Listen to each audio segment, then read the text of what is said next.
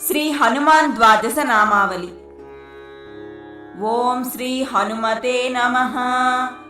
ओम अंजनीसुताय नमः। ओम वायुपुत्राय नमः।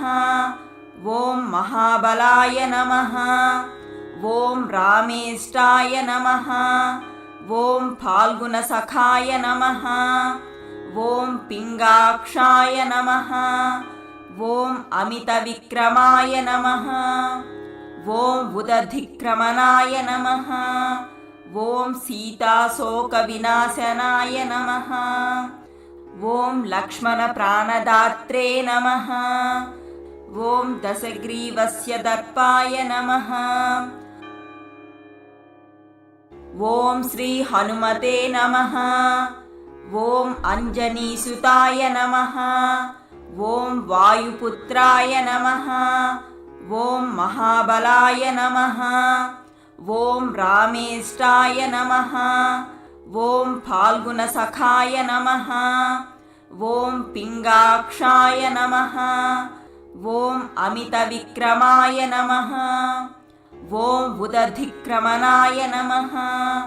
ओम सीताशोकविनाशनाय नमः। ओम लक्ष्मणप्राणदात्रे नमः। ओम दशग्रीवस्य दर्पाय नमः। ओम श्री हनुमते नमः। ओम अंजनीसुताय नमः। ओम वायुपुत्राय नमः। ओम महाबलाय नमः। ओम रामेष्टाय नमः। ओम फाल्गुनसखाय नमः। ओम पिंगाक्षाय नमः। ओम अमितविक्रमाय नमः। ओम उदधिक्रमणाय नमः। ओम सीताशोकविनाशनाय नमः। ओम लक्ष्मणप्राणदात्रे नमः। ओम दशग्रीवस्य दर्पाय नमः। ओम श्री हनुमते नमः। ओम अंजनीसुताय नमः। ओम वायुपुत्राय नमः। ओम महाबलाय नमः। ओम रामेष्टाय नमः। ओम फाल्गुनसखाय नमः। ओम पिंगाक्षाय नमः। ओम अमितविक्रमाय नमः। ओम उदधिक्रमणाय नमः। ओम सीताशोकविनाशनाय नमः। ओम लक्ष्मणप्राणदात्रे नमः।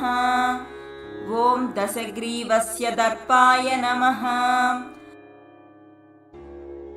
ओम श्री हनुमते नमः।